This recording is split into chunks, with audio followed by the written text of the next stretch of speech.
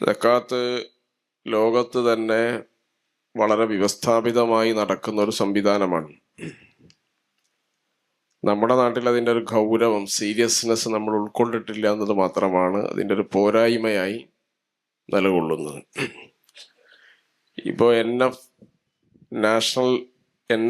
NZF national സക്കാത്ത് foundation സക്കാത്ത് മേഖലയിൽ വളരെ വ്യവസ്ഥാപിതമായി പ്രവർത്തിക്കുന്ന വിവിധ രാജ്യങ്ങളിൽ ഏജൻസിയുള്ള സംവിധാനമാണ്. അവരുടെ കണക്ക് പ്രകാരം $200 ബില്യൺ സക്കാത്ത് ഇനത്തിൽ മാത്രം ചെലവഴിക്കുന്നുണ്ട്. അപ്പം അതൊരു വലിയൊരു എമൗണ്ടാണ്. ഈ അടുത്ത് PCRF എന്ന് പറയുന്ന പലസ്തീൻ ചിൽഡ്രൻസ് റിലീഫ് ഫണ്ട്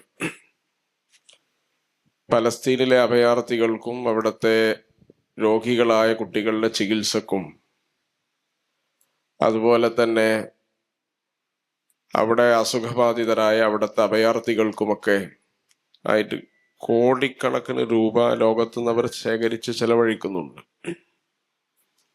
ധാരാളം രാജ്യങ്ങൾ അതിന് സഹായിക്കുന്നുണ്ട്. PCRF എന്ന് പറയുന്നത് നമുക്കറിയാം, പലസ്തീനിൽ ഇപ്പോൾ ഏകദേശം കൊല ചെയ്യപ്പെട്ട രക്തസാക്ഷികളായ 18,000 കുട്ടികളുണ്ട്. അതിൽ 10,000 കുട്ടികൾ 1 വയസ്സിന് താഴെയുള്ളവരാണ്.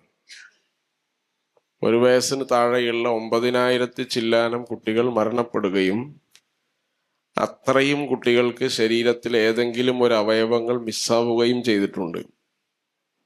മാൻ മിസ്സിംഗ് എന്ന് പറയുന്ന വലിയ സംവിധാനമുണ്ട്. മാൻ മിസ്സിംഗ് എന്ന് പറഞ്ഞാൽ കൊല്ലപ്പെട്ടിട്ടുണ്ട്, പക്ഷെ ആളെ കാണില്ല. അപ്പൊ ഈ ബോഡി അവയവ വിൽപ്പന നടക്കുകയാണ്. അഫ്ഗാനിൽ അമേരിക്ക ചെയ്ത ഏറ്റവും വലിയ കുറ്റം എന്ന് പറഞ്ഞാൽ ആയിരക്കണക്കിന് ബോഡിയുടെ ഇന്റേണൽ പാർട്സ് കച്ചവടം ചെയ്തു എന്നുള്ളതാണ്. അതന്നെയാണ് ഇവിടെ നടക്കുന്നത്.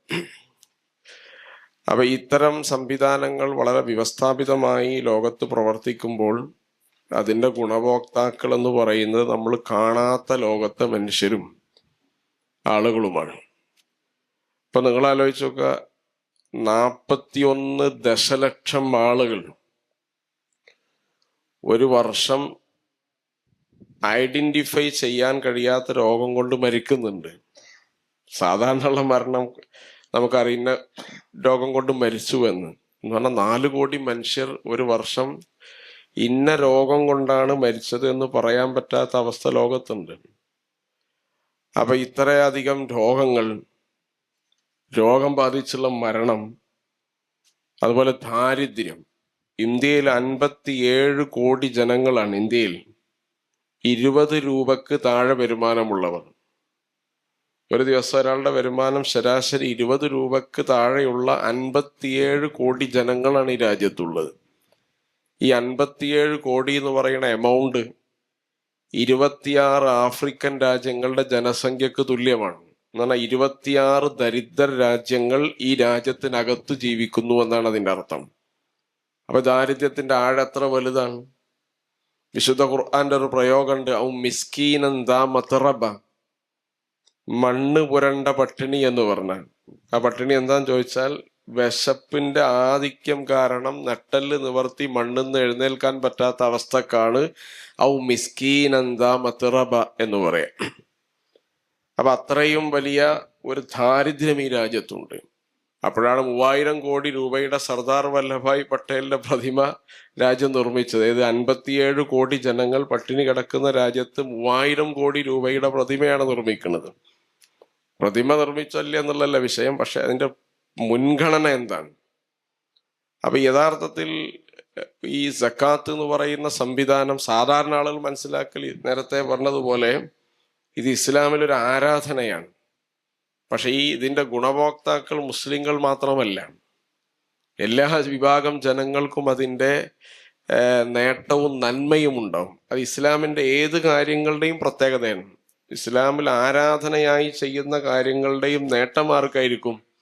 മുസ്ലിങ്ങൾക്ക് മാത്രമായിരിക്കില്ല.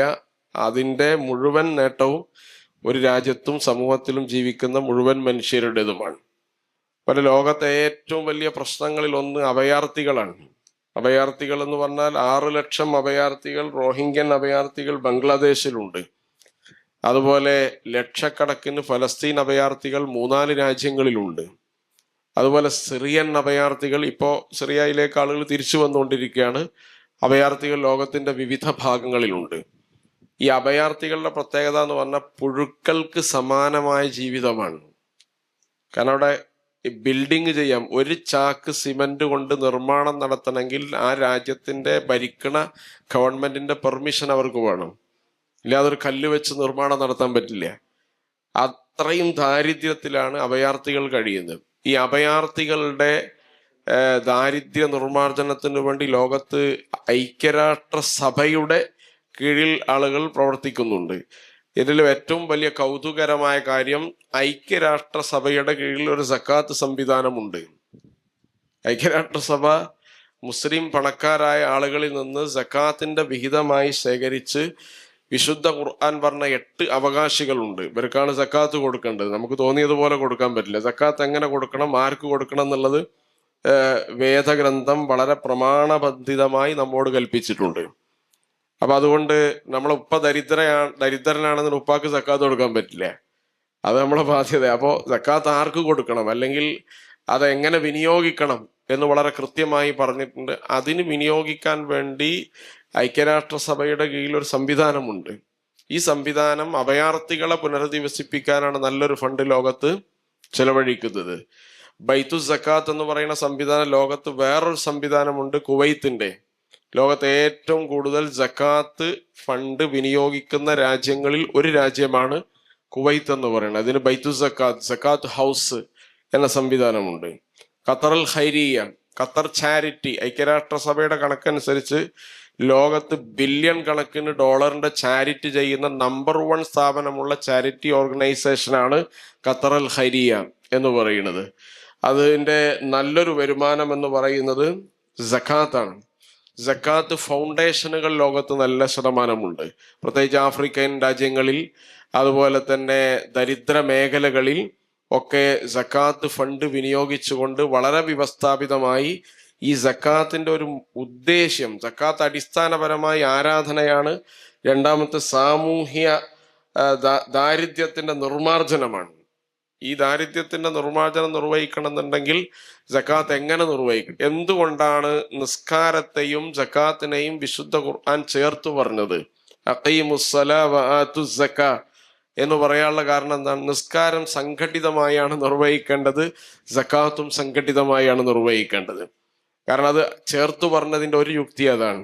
ലോകത്ത് ഖുർആൻ പഠിപ്പിച്ച ചരിത്രം എടുത്ത് നിങ്ങൾ പരിശോധിച്ചു നോക്കിയാൽ ഒരു ജനതയും സക്കാത്തും സ്വലാത്തും ഇല്ലാത്ത ജനത കഴിഞ്ഞു പോയിട്ടില്ല. എല്ലാവർക്കും ഉണ്ട്. വക്കാന യഅ്മുറു അഹ്ലഹു ബിസ്സലാത്തി വസ്സക്കാത്ത് എന്ന ഹസ്രത്ത് ഇസ്മായിൽ അലൈഹി ഇസ്ലാമിനെ കുറിച്ച് വിശുദ്ധ ഖുർആൻ തന്നെ പറയുന്നുണ്ട്. അപ്പൊ ഏത് പ്രവാചകന്റെ കാലത്തും ഈ 2 കാര്യങ്ങൾ, ഒന്ന് ധാർമ്മിക ശക്തിയുടെ അടയാളമാണ് നിസ്കാരം, പ്രാർത്ഥന എന്ന് പറയുന്നത്. രണ്ടാമത്തെ സാമ്പത്തികമായ വിശുദ്ധിയുടെ അടയാളമാണ് സക്കാത്ത് എന്ന് പറയുന്നത്. സക്കാത്ത് എന്നുള്ള പദം അറബി പദമാണ്. അതിന് 3 അർത്ഥങ്ങൾ ഡിക്ഷണറിയിലൊക്കെ നമുക്ക് കാണാൻ കഴിയും. അതിന്റെ അർത്ഥം, ഒന്ന് പ്യൂരിഫൈ ചെയ്യുക. ആരാണോ സക്കാത്ത് കൊടുക്കുന്നത് അയാളുടെ സമ്പത്തിന്, അദ്ദേഹത്തിന്റെ സമ്പത്തിനെ ശുദ്ധീകരിക്കുക. അതുപോലെ അദ്ദേഹത്തിന്റെ സമ്പത്തിൽ ബറക്കത്തുണ്ടാക്കുക, വർധനവുണ്ടാക്കുക, അനുഗ്രഹമുണ്ടാക്കുക, വർധനവുണ്ടാക്കുക. 3 കാര്യങ്ങളാണ് സക്കാത്തിലൂടെ സാധിക്കുക. ഒന്ന് ശുദ്ധീകരണം ഉണ്ടാകും, ഒന്ന് ഐശ്വര്യം ഉണ്ടാകും, മറ്റൊന്ന് സമ്പത്തിന് വളർച്ചയുണ്ടാകും. ഇപ്പോൾ തുർക്കിയിലെ പ്രസിഡന്റ് റജബ് തയ്യിബ് എർദോഗാൻ ലോകത്ത് ഏറ്റവും കൂടുതൽ സിറിയൻ അഭയാർത്ഥികളെ സ്വീകരിച്ച ഒരു രാജ്യമാണ് തുർക്കി എന്ന് പറയുന്നത്. തുർക്കിക്ക് അതുകൊണ്ട് ആഭ്യന്തരമായി വലിയ വെല്ലുവിളികൾ ഉണ്ടായി എന്നിട്ട് അദ്ദേഹം പറയുന്നുണ്ട്. കാരണം രാജ്യത്തിനൊരു ബജറ്റ് ഉണ്ടാവും, എല്ലാ വർഷവും ബജറ്റ് അവതരിപ്പിക്കും എല്ലാ രാജ്യങ്ങളും. ആ ബജറ്റിൽ അവര് ക്രൂഡ് ഓയിൽ, അതായത് ഓയിൽ ഇറക്കുമതി ചെയ്യാൻ വേണ്ടി ബജറ്റിൽ ഫണ്ട് വകയിരുത്തി. ആ ഫണ്ട് വകയിരുത്തിയപ്പോ ക്രൂഡ് ഓയിലിന് വലിയ വില കുറഞ്ഞു. വില കുറഞ്ഞപ്പോൾ ബജറ്റിൽ വകയിരുത്തിയതിന്റെ 1/3 പണത്തിന് എന്ത് ചെയ്തു? ഓയിൽ കിട്ടാൻ തുടങ്ങി. അത്ര പണം വിനിയോഗിക്കേണ്ടി വന്നില്ല.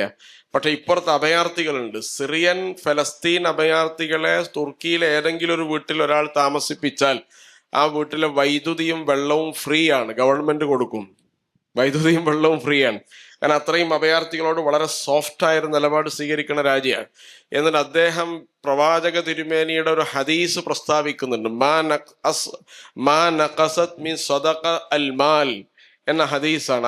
ഒരു രാജ്യത്തിന്റെ പ്രസിഡന്റ് പറയാൻ സ്വതക്ക ഒരാളുടെയും ധനത്തിൽ നിന്നൊന്നും കുറയ്ക്കില്ല എന്ന് പ്രവാചകൻ പറഞ്ഞിട്ടുണ്ട്. അപ്പൊ സ്വതക്ക ഒരാളുടെ സക്കാത്ത് ഒരാളുടെ ധനം വർദ്ധിപ്പിക്കുകയാണ് ചെയ്യുക. കാരണം ഞങ്ങൾക്ക് ബജറ്റിൽ വകയിരുത്തിയതിന് കുറവ് കിട്ടി. കാരണം ഞങ്ങൾക്ക് അതിനേക്കാൾ ചെലവ് ഇവിടെ വന്നു. ആ ചെലവും ഞങ്ങൾ താരതമ്യം ചെയ്ത് നോക്കുമ്പോൾ ഞങ്ങളെ ബജറ്റിൽ ഈ വർഷം ലാഭമാണ്.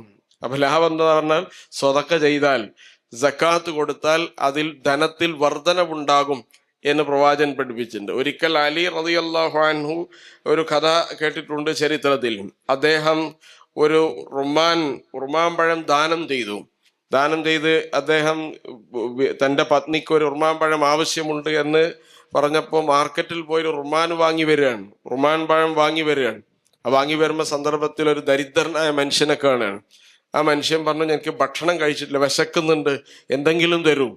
അപ്പൊ ആ അലി റളിയല്ലാഹു അൻഹു ആലോചിച്ചത് എന്താണ്, എൻ്റെ വീട്ടിൽ ഭക്ഷണം കഴിച്ചതിന് ശേഷമാണ് ഞാൻ റുമാനുമായി പോകുന്നത്. ഈ മനുഷ്യന് ഭക്ഷണം കഴിച്ചിട്ടില്ല, അതുകൊണ്ട് മുൻഗണന ആർക്കാണ്? ഭക്ഷണം കഴിക്കാത്ത ഒരാൾക്കാണ്. ആ പഴം ദാനം ചെയ്തിട്ട് അദ്ദേഹം വീട്ടിലേക്ക് എത്തി. വെറും കൈയോടെ വരികയാണ്. വെറും കൈയോടെ വന്നപ്പോൾ സാധാരണ രീതിയിൽ ഭാര്യ ആക്ഷേപിക്കണം. പക്ഷെ ഭാര്യ ചേർത്ത് പിടിച്ചിട്ട് പറഞ്ഞു, നിങ്ങളൊരു നന്മ ചെയ്തു, പുണ്യം ചെയ്തു, ദൈവം നിങ്ങൾക്ക് പ്രതിഫലം നൽകട്ടെ എന്ന് ആശ്വസിപ്പിക്കുകയാണ് ചെയ്തത്. കുറച്ച് കഴിഞ്ഞപ്പോൾ ഒരു മനുഷ്യൻ ഒരു കീസിൽ ഒരു കവറിൽ കുറച്ച് റുമാനുമായി വരികയാണ്. വലിയോട് പറഞ്ഞു, ഇത് നിങ്ങൾക്ക് തരാൻ ഒരാൾ കൊടുത്തയച്ചതാണ്. വലിയ അത് ആള് മാറിയതായിരിക്കും, പഴച്ചതായിരിക്കും, എനിക്കായിരിക്കൂല എന്ന് അദ്ദേഹം ഒരുപാട് നിഷേധിച്ചു. അല്ല, ഇതിൽ 9 റുമാനുണ്ട്, ഇത് നിങ്ങൾക്ക് തരണമെന്നൊരാൾ പറഞ്ഞിട്ടുണ്ട്. അപ്പൊ അലി റളിയല്ലാഹു അൻഹു പറഞ്ഞു, എനിക്കുള്ളതാണെങ്കിൽ അതിൽ 10 ഉണ്ടാകും, 9 പോരാ എന്നാണ് പറഞ്ഞത്. കാരണം നബി പറഞ്ഞിട്ടുണ്ട്, ഒരാൾ 1 ദാനം ചെയ്താൽ 10 ഇരട്ടി തിരിച്ചു നൽകുമെന്നാണ്, അതിൽ കുറയാൻ പാടില്ല. അപ്പൊ അത്രയും തൻ്റെ ധനത്തിൽ വർധനവ് ദാനമുണ്ടാക്കും എന്ന് ഉറച്ച് വിശ്വസിച്ചവർ ദാനം ചെയ്താൽ അവർക്ക് ആ ഇരട്ടി കിട്ടും. അതാണ് നമ്മ എന്ന് പറയുന്നത്. അപ്പൊ ലോകത്ത് മനുഷ്യൻ ദാനം കൊടുത്ത് ദരിദ്രരായ ചരിത്രം നമുക്കറിയില്ല. അല്ലാമ ഇബ്നു ഖൽദൂൻ ലോകത്തെ ഏറ്റവും വലിയ ആന്ത്രോപോളജിസ്റ്റാണ്. വെസ്റ്റ് ഖാലിദൂൻ എന്നാണ് പറയാ. ഖാലിദൂൻ ഇന്ന് ആന്ത്രോപോളജിയുടെ പിതാവാണ്. അദ്ദേഹം സമ്പത്തിനെ കുറിച്ചൊരു തിയറി അവതരിപ്പിച്ചിട്ടുണ്ട്. ആ സമ്പത്തിന്റെ തിയറി എന്താണ്? അൽ മാലു മാലുള്ള, ധനം ദൈവത്തിൻ്റെതാണ്. രണ്ടാമത്തെ ഒരു തിയറി എന്താണ്? അൽ മാലു ഖീമത്തുൽ കസ്ബ്, അധ്വാനത്തിന്റെ മൂല്യമാണ് എന്നാണ്. അപ്പൊ ഇത് അവതരിപ്പിച്ച് ഈ അധ്വാനത്തിന്റെ മൂല്യമാണ് എന്ന ഇബ്നു ഖൽദൂന്റെ ഒരു തിയറിയാണ് ലോകത്ത് പിന്നീട് കാർൽ മാർക്സ് വികസിപ്പിച്ചെടുത്തത്. ആ ചരിത്രം ഞാൻ പറയുന്നില്ല. അപ്പൊ ഈ ധനം, വിശുദ്ധ ഖുർആൻ പറയുന്ന ഏറ്റവും പ്രധാനപ്പെട്ട പ്രയോഗം നിങ്ങൾ ചെലവഴിക്കുക എന്നതല്ല, വഅൻഫിഖു മിമ്മാ റസഖ്നാകും, നാം നൽകിയത് നിങ്ങൾ നൽകുക എന്നാണ്. അത് വളരെ അർത്ഥവത്തായ ഒരു പ്രയോഗമാണ്. നാമാണ് നിങ്ങൾക്ക് ധനം നൽകിയത്, അതിൽ നിന്ന് ചെലവഴിക്കുക എന്നുള്ളതാണ്. നിങ്ങളല്ല ഇതിന്റെ ഓണർ എന്ന് സ്ഥാപിക്കുകയാണ്. അപ്പൊ കഷ്ടപ്പെട്ട് പ്രയാസപ്പെട്ട് ബുദ്ധിമുട്ടി നമ്മളൊരു ധനം ചെലവഴിച്ച ആ ധനം ദൈവം തന്നതാണ് എന്ന വിചാരവുമാണ് അടിസ്ഥാനപരമായി ഉണ്ടാക്കേണ്ടത്.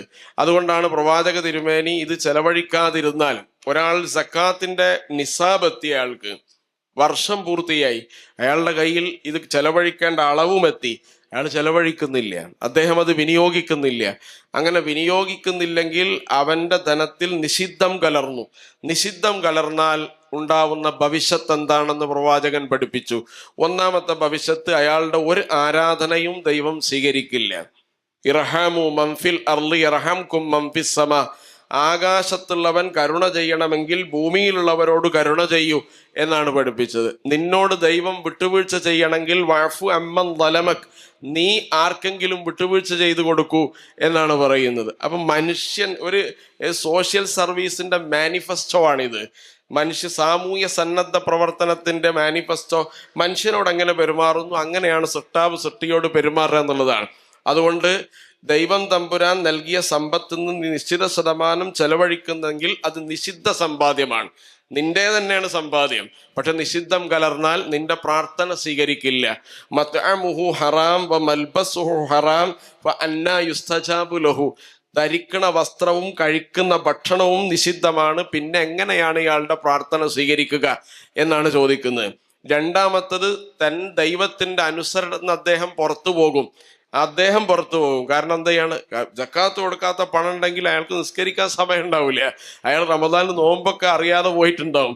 ഇങ്ങനെ കുറ്റകൃത്യങ്ങളിലേക്ക് അയാൾ ഇങ്ങനെ അടുത്തുകൊണ്ടേയിരിക്കും. കാരണം അനുസരണത്തിൽ തെറിച്ചു പോകും. നിന്റെ അനുസരണത്തിൽ നിന്റെ കുടുംബവും തെറിച്ചു പോകും. മക്കള് പറഞ്ഞാൽ കേൾക്കൂല, അങ്ങനെയൊക്കെ പറഞ്ഞ ആത്മീയമായൊരു പ്രോസസ്സാണ് ഈ കാര്യം. അപ്പൊ നിന്റെ കുടുംബത്തിൽ ഒരു ഹറാമായ വിഹിതമുണ്ടെങ്കിൽ അത് മക്കളെ ബാധിക്കും. നീ ചെലവ് കൊടുക്കുന്ന എല്ലാവരെയും അത് ബാധിക്കും. അതുകൊണ്ട് എത്ര ഉച്ചത്തിൽ പ്രാർത്ഥിച്ചാലും ആകാശത്തിന്റെ മുകളിലേക്ക് പ്രാർത്ഥന കയറില്ല എന്ന് പ്രവാചകൻ തന്നെ പഠിപ്പിക്കുകയാണ്. അപ്പൊ വളരെ പ്രധാനപ്പെട്ട ഒരു കാര്യമാണ്. നിങ്ങൾ ആലോചിച്ച് നോക്കൂ, നബി തിരുമേനി സല്ലല്ലാഹു അലൈഹി വസല്ലം പറയാണ്, വിശുദ്ധ ഖുർആനിൽ ഒരു വചനം വ്യാഖ്യാനിച്ചുകൊണ്ട്, ഇന്നൽ ഇൻസാന ലി റബ്ബിഹി ലകനൂദ്, മനുഷ്യൻ അങ്ങേയറ്റം നന്ദികേട് കാണിച്ചവനാണ്. വമനിൽ കനൂദു യാ റസൂലല്ലാഹ്, ആരാണ് നന്ദികേട് കാണിച്ചാൽ? പ്രത്യേകങ്ങൾ ശ്രദ്ധിച്ചോ, ദൈവത്തോട് നന്ദി കാണിച്ച മനുഷ്യനാണ് പരിചയപ്പെടുത്തത്. ആരാണ് ഈ മനുഷ്യൻ എന്ന് ചോദിച്ചപ്പോൾ മുഹമ്മദ് റസൂലുള്ള പഠിപ്പിക്കുകയാണ്, അല്ലദി യൻസിലു വഹ്ദഹു വയകുലു വഹ്ദഹു വയദ്രിബു അബ്ദഹു വയംനഉ ദിഫഹു. 4 കാര്യങ്ങളാണ്. ഒന്ന്, സ്വന്തം കാര്യം നോക്കുന്ന മനുഷ്യനാണ്. രണ്ടാമത്, സ്വന്തത്തിന്റെ താമസം മാത്രം നോക്കുന്ന ആളാണ്. മൂന്നാമത്തത്, കൂടെ ജോലി ചെയ്യുന്നവരോട് വളരെ മോശമായി പെരുമാറുന്നവരാണ്. നാലാമത്തത്, ഒരു ഉപകാരം സ്വന്തം നിലക്ക് അയാൾ ചെയ്യില്ല, വേറെ ആരെങ്കിലും ചെയ്യുന്നുണ്ടെങ്കിൽ അത് മുടക്കുന്ന ആളാണ്. ഇതിലെവിടെയാണ് പടച്ചവനായിട്ടുള്ള ബന്ധപ്പെട്ട കാര്യം? ഒന്നുമില്ല. ഈ 4 കാര്യങ്ങളും സൃഷ്ടികളായിട്ട് ബന്ധപ്പെട്ടതാണ്. ഇയാളാണോട് സൃഷ്ടാവിനോട് ഏറ്റവും നന്ദികേട് കാണിച്ചവൻ എന്നാണ് പ്രവാചക തിരുമേനി. അപ്പൊ സൃഷ്ടിയോട് മോശമായി പെരുമാറുക എന്ന് പറയുന്നത് സൃഷ്ടാവിനോട് മോശമായി പെരുമാറുന്ന തുല്യമാണ്. അതുകൊണ്ട് ഞാൻ അവസാനിപ്പിക്കണം, അത് നീട്ടിപ്പരത്തി പറയുന്നില്ല. സക്കാത്ത് എന്ന് പറയുന്നത് നമ്മുടെ സമ്പത്തിലെ നിഷിദ്ധമുണ്ടാക്കലാണ്. സക്കാത്ത് ഒരു ആരാധനയാണ്, നമസ്കാരം പോലെ ഒരു ആരാധനയാണ്. അപ്പൊ നമസ്കാരം നിർവഹിക്കുമ്പോൾ നമുക്ക് നിയ്യത്ത് വേണം. നമ്മൾ എന്തിനാണ് നിർവഹിച്ചത്? ചില ആളുകളുണ്ട്, നല്ല ദാനം ചെയ്തിട്ടുണ്ടാവും, കുറച്ച് കഴിഞ്ഞിട്ട് അത് സക്കാത്തിൽ എഴുതി വെക്കാന്ന് വെക്കും. അതില്ല. സക്കാത്ത് കൊടുക്കുന്നതിന് മുമ്പ് നമ്മൾ ഒരുങ്ങി ചെയ്യണം. ഏത് കർമ്മങ്ങൾ ഒരുങ്ങി ചെയ്യുമ്പോഴാണ് അതൊരു ഇബാദത്തായി മാറുക. അതിന് നമ്മൾ അറബിയിൽ നിയ്യത്ത് എന്ന് പറയും. അപ്പൊ അത് ഇല്ലെങ്കിൽ അതെന്തെങ്കിലും സക്കാത്തായി പരിഗണിക്കില്ലെങ്കിൽ സ്വതക്കായിട്ട് അതിനെ പരിഗണിക്കാം. അപ്പൊ സക്കാത്ത് നമുക്ക് ഇങ്ങനെ ഇതിന് മാറ്റി വെക്കണം, നമ്മുടെ സമ്പത്തിന് മാറ്റി വെക്കണം. നേരത്തെ ഷെയ്ഖ് സാഹിബ് പറയും, എല്ലാവരും സക്കാത്തും നോമ്പിന്. അങ്ങനെ നോമ്പിന് ഫിനാൻഷ്യൽ ഇയർ പൂർത്തിയാവണ കച്ചവടക്രമല്ലല്ലോ നമ്മുടേത്. മാർച്ച് ആണെങ്കിൽ മാർച്ച്, ഏപ്രിലാണെങ്കിൽ ഏപ്രിൽ, ഫെബ്രുവരി ആണെങ്കിൽ ഫെബ്രുവരി.